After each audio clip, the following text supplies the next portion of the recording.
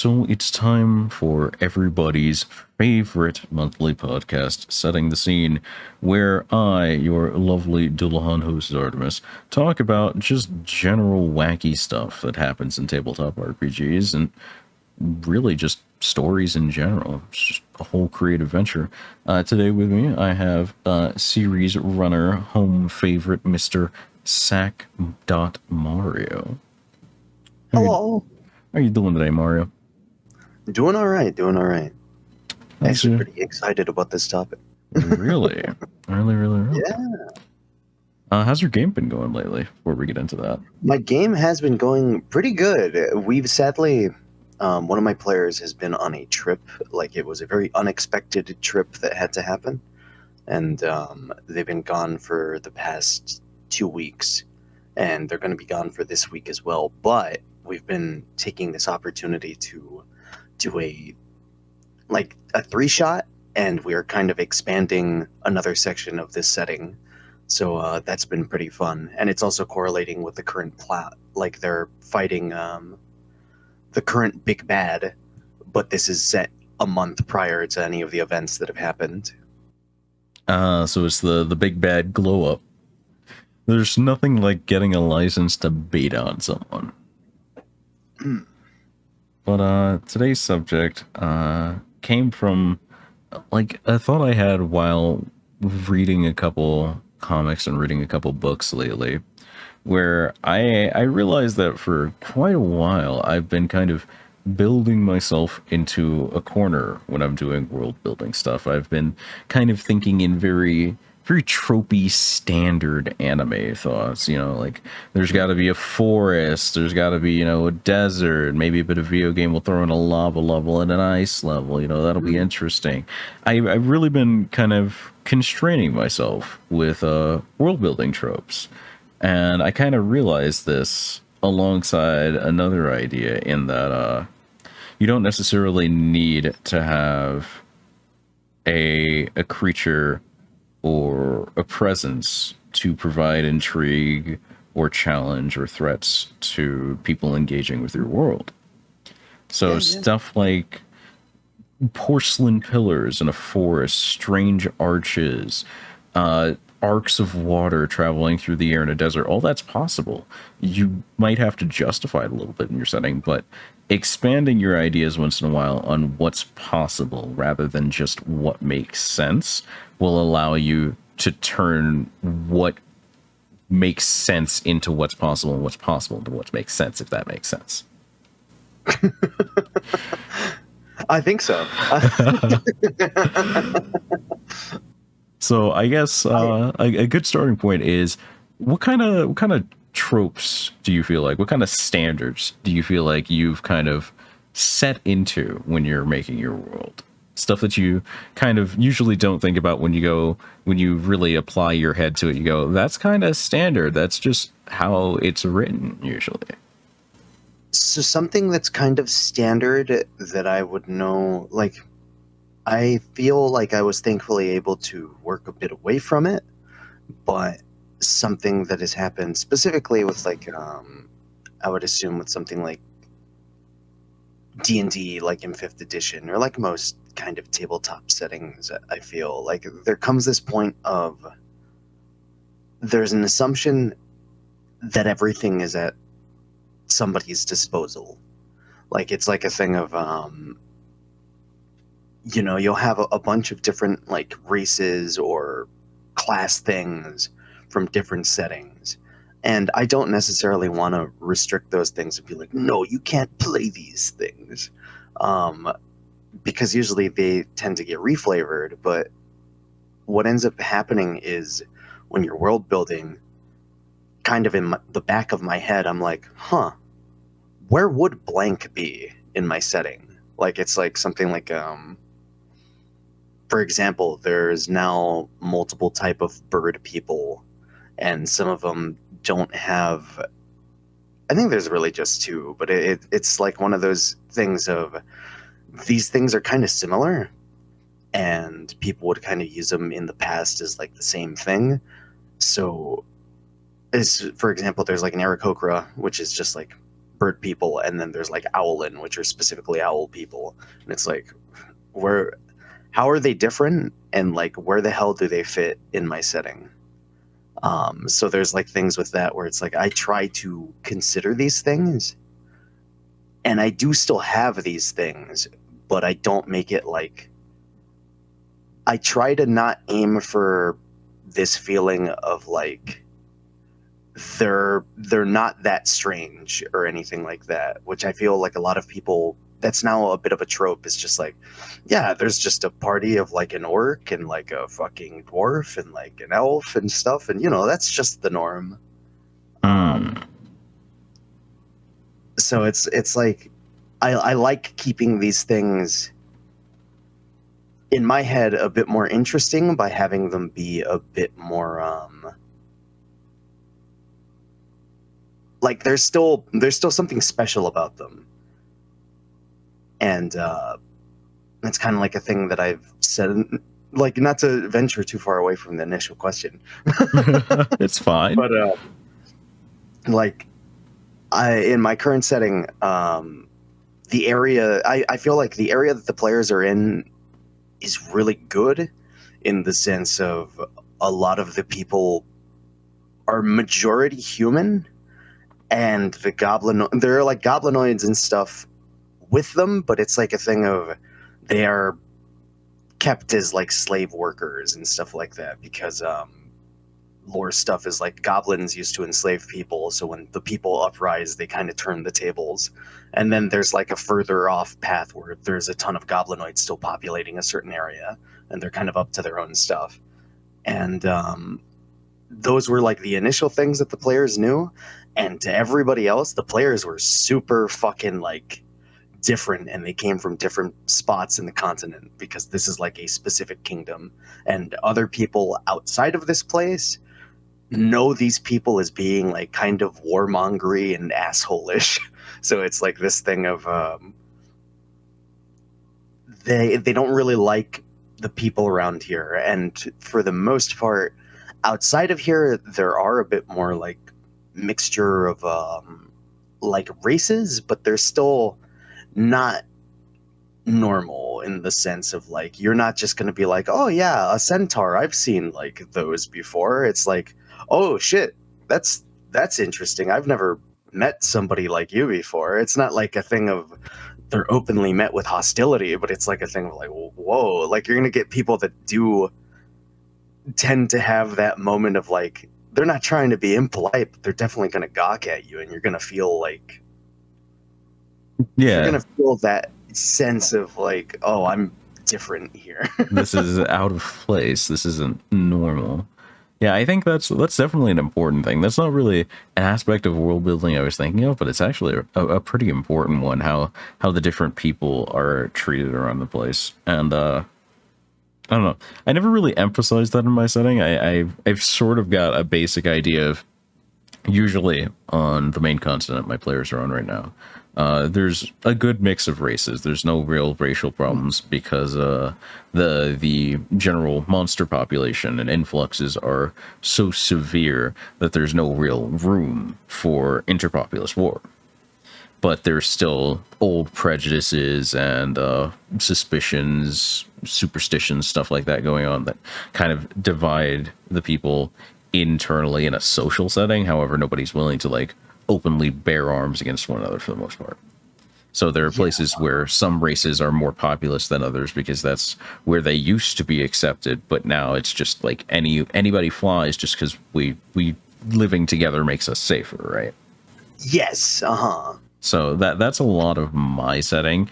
I tend to focus less on racial diversity in the spread, and more, while racial diversity is an interesting aspect of tribalism, and I do prey upon it because there are some races that are seen differently because of certain Yes. things that have happened in the recent past, certain superstitions and happenings that made two particular races very not publicly seen well, and one that's just lesser seen because they're lesser popular, or they have a less of a population in general, but they're also, typically very talented when they appear. So that has a different appearance from just the other races. One of the races has an old stigma, but it's not really brought up because it's like just old enough that it's starting to fade under public perception. Only like the really older people would remember it. Hmm. But most of my attention is focused on where people live in terms of dividing them up and how those different cultures interact with each other based on, how people act around here, the conditions affecting this place and how that changes them, and then clashing that with, for example, some place that lives under more duress where they're not able to be as open with each other versus, the actual capital of the continent where people live kind of freely and there's a lot of social combat. Those two clashing provides its own unique flavor versus the very introverted, kind of focused on studies and the seeking of what's beyond us. Coming into contact with those two creates a unique dynamic of its own that racial kind of layers on top of, if it appears at all. Yeah. Yeah, yeah, definitely. I definitely fell into habits though, because when I originally drafted my world, uh, I kind of did the all right, I need some basic grasslands here, and I never came up with a reason why those were there, what purpose Mm. these were grasslands or plains, what I could do with them. Down south, I made have kind of a nastier natural feel to it, kind of gritty, earthy, and very dark and heated. And like for some reason, I think that's part of the trope thing. Lava naturally came into this very blackened, Yeah. grayed environment, and I was looking at that and going, "Why is that there?" Because I know that also belongs in another place, and it's not like a problem because volcanoes in multiple places is a thing that happens normally. It's also an Mhm. intriguing land feature.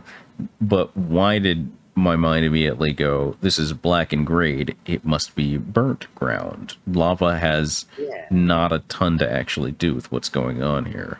So looking at stuff like that, the forest is just forest. There are forest people living there. There's why are there no interesting rock features or anything like that? And as I started looking at this recently, I went over my map and I went, I'm gonna have to see if I can just slip a couple things in here to broaden environmental diversity a bit so they're interesting features for the land for me to work off of. And then I started taking that a step further.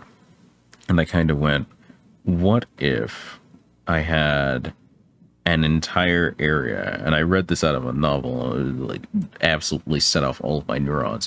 What if there's just an area that's so hostile to traverse that there's not even a need for me to construct a boss, just the series of challenges that this area presents Mm. naturally becomes the Yeah. boss and the enemies of the area as you progress further and further into it. Yeah, yeah, yeah.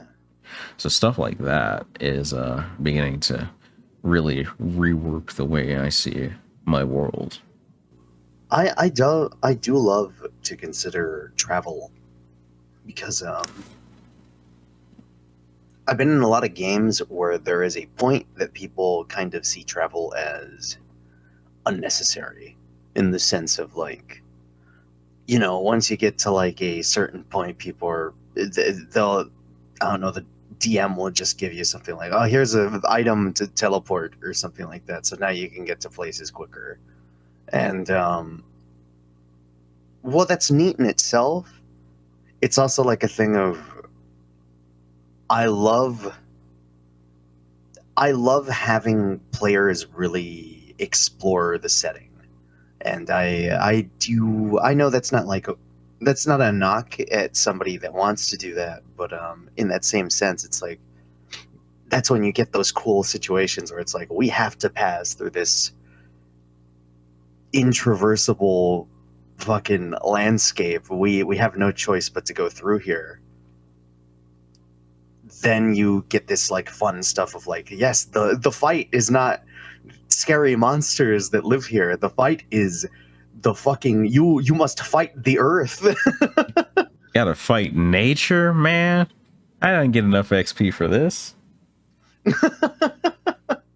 No, no, no. I get that. It's definitely traveling across my world. is never really something I put a lot of thought into too. Like a thorough idea of how people get around and how by proxy your players get around is definitely a consideration I underworked. Like in my Final Fantasy tabletop, I had them they rent chocobos. They go to the guild or the local merchant and they rent chocobos, and that's typically, rather than have them have to worry about fees and doing that. Typically, if you have an official job, they'll just dock it from your pay, and the rent will be based on that, even if you don't have anything on you. But that's just one way to get around, and I feel like I haven't really put too much thought into just general other things, because it's a Final Fantasy setting. Sure, that doesn't mean there are no horses, there's no chickens or whatever. That kind of livestock exists, so naturally somebody would have made use of it at some point. There's clearly chocobo drawn wagons, but there's horses. I know I put in like Dalmals, which is Final Fantasy's equivalent to camels, as a thing for Oh, one specific character. But I definitely made implications oh that they're yes, used, more for desert travel and stuff like that. But yeah. I think there's a lot more that could be done for the sake of interesting ways people move in a setting that has magic, Mhm. that I definitely need to put more thought into. Like, what's to stop the local mages from just deciding combustion is the new way to travel and just controlled explosion themselves places? Yeah, honestly, there's always I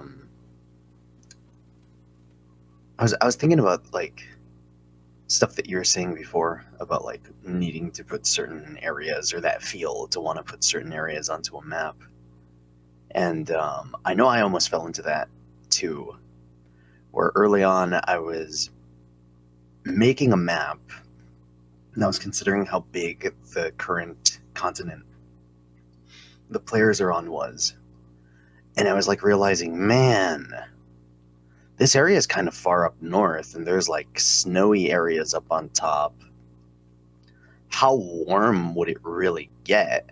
And I started to realize that you wouldn't really have like lots of like deserty kind of areas or things like that here, or like anything like tropical. And I was like, man, maybe I should do that. Maybe I should rethink this.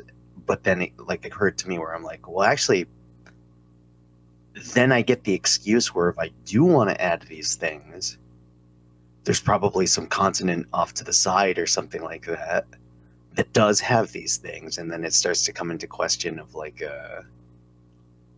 I guess that becomes a little interesting in like questioning certain stuff, like just thinking about like, okay, what kind of relations do people have with these other places, and like what is what's the general vibe over there as well.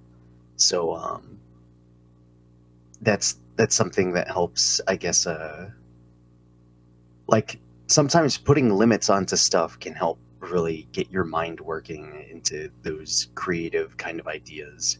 Like you were saying with the same thing of like, oh, what stops some wizards from deciding to travel and stuff with like explosive magic or something like that. Yeah, That's I yeah, yeah, yeah. like Um it's hard to change the way of thinking about it, but it's also very interesting to delve into different environments, less with the idea of this is a place and stuff happens in it, but also the idea of, because this is a world that is very literally living and breathing because of magic. Why is the yeah. planet itself not an actor? Why don't weird things happen, Yes. Yeah, that's very true. Like, in middle of a snowy range of mountains, there's nothing saying there can't be, an influx of magic just because of some worldly conditions rather than some huge god smiting the planet. You don't need that thorough of an excuse to cause, a volcano to erupt in the snowy mountain ridge. And how interesting would that be where it's suddenly the players are expecting the snowy mountain ridge and they step through the snow, they trudge through, and you go in, you kind of go. As you continue through, you begin to suddenly feel the temperature shift, and the white gray under your boots isn't so much cracking and crunching so much as pressing down. And one of you make me a perception check. All right, that's good enough. You realize that the stuff falling on you suddenly is no longer snow, it's ash. And then suddenly you That's have a pretty. volcano in your snowy mountain ridge. Yeah, and that works too. You freaking that can happen. That's fucking yeah, yeah, yeah. Very Stuff like true. that is interesting. And I think it's easy to forget in times of, I want to make this as believable yet weird, that interesting a lot of the time trumps the possibility that it could be real. Realism can be Hmm. injected, but intrigue is probably the greatest place to start from if you want to design something interesting. Hmm. Because I see what you're saying. you can always reach real. Real is all around you all the time. Hmm. Do stuff that's interesting and then work backwards if you have to justify it. Because sometimes you don't even have to justify it. It's magic. Yeah, yeah. I I do sometimes try to veer away from that in the sense of I hate having that. I have had like some moments where it's like a player will be like, this doesn't make sense. And while the answer is like, it's, yeah, it doesn't make sense. This is weird. It's a bit of a thing of like, I sometimes try to think of certain stuff with some level of slight like it's almost like a like pseudo explanation kind of thing. Like Hit him with a little techno jargon. yeah, it's kind of like I kind of want to implement more stuff of not just like this woman is manipulating the land, but more so like what does it mean now that the land has been tainted in this way? An interesting path to pursue. Uh, Mhm. I think a thought I had pretty early on as you were talking about that was that in the pursuit of trying to maintain realism, like to explain phenomenon and stuff like that, uh part of explaining it is definitely better left to not explaining it. And the Yes. reason why is because it deprives the people experiencing your world from a sense of adventure and exploration, Mhm. uh, Yes. rather than they walk in and the wizard with the connection to the land feels, that everything is wrong and upset that something wrong bad is going on here. Mhm. A good way to phrase that immediately came to me as, you feel something is wrong with your magic, because all of their perception starts at them. Rather than Yeah. knowing inherently that the world is angry, they'll first start with feeling something is wrong. And then the choice of them actively pursuing what's wrong is what initiates that adventure for them. Even if it's a short personal adventure where through their ability they figure out that the world is angry, that's something that they're now invested in because they found that. Yeah, yeah. I can see that. There that I guess that does kind of loop back to that initial thing of that is kind of why I like keeping a lot of magic stuff, or like even like things with the races that I brought up before. It's like I want these things to keep a bit of their. It's supposed to feel magical, Yeah.